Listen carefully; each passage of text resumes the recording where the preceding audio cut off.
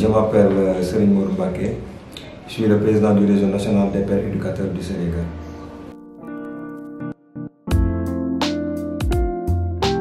L'égalité, le travail et l'engagement.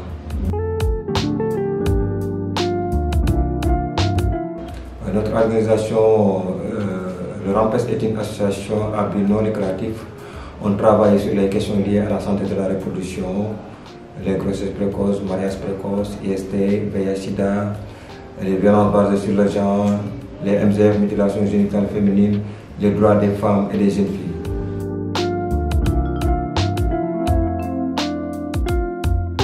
Donc, pour mieux inciter les jeunes et les sensibiliser à avoir un comportement sain et responsable.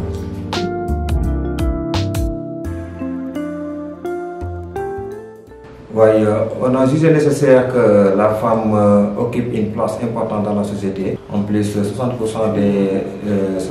de la population sont des femmes et des jeunes.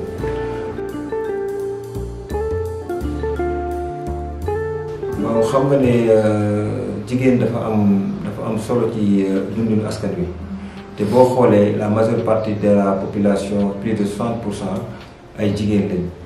Donc ñu ne jigéen ñi kat war nañoo xeex ba mën leen a jox seen gëdd parce que dañoo yaakaar ne pour l'instant góor rek moom moo war a taxaw fenn fi te fu mën a góor mën a taxaw jigéen mën na fa taxaw. Raison pour laquelle ñu ne benn loxo moom mooy takk sër, benn loxo moom mooy takk tubéy, ñaari loxo mooy takk sër, ñaari loxo mooy takk tubéy. Raison pour laquelle ñu ne égalité boobu dañ ko war a xeex ñun pour que li nga xam ne nii góor gi mën na fa taxaw jigéen ci mën fa taxaw.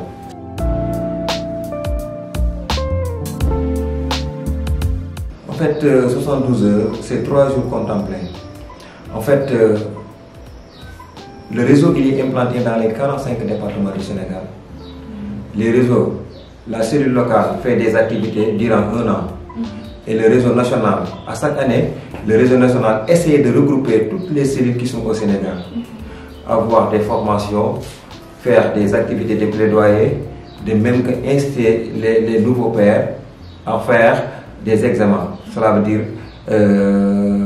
ñi nga xam ne dañ leen di woo ñoom ñu def ay génie en herbe ñi nga xam ne ni tey dañuy dem ci benn raison xool ne raison bi kat dafa am ay violences faites aux femmes bu ñëwee dañuy xool def benn plaidoyer au niveau des autorités locales et administratives.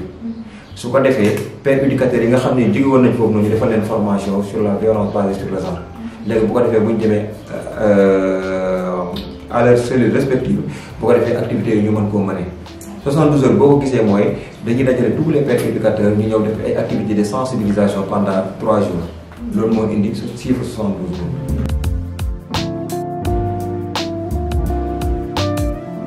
donc suñu organisation bi ay ndaw lañ am na ay secouristes am na ay agents Croix-Rouge am na ay bénévoles am na lépp benn couche jeunes yëpp ñu ngi ci am na ay associations yoo xam ne dañoo ñëw intégré.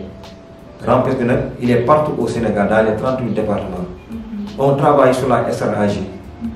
demee ci grossesse précoce, mariage précoce, les IST, VIH/SIDA, de même la planification familiale, les violences basées sur le genre, les droits humains, tout ce qui concerne la santé de la reproduction, ci loolu la ñuy liggéey.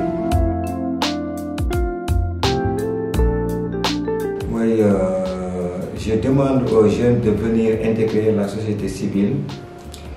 De faire un engagement communautaire sur les droits liés, sur les droits des femmes et des jeunes. Ensuite, cultiver l'engagement communautaire sans rien attendre au retour.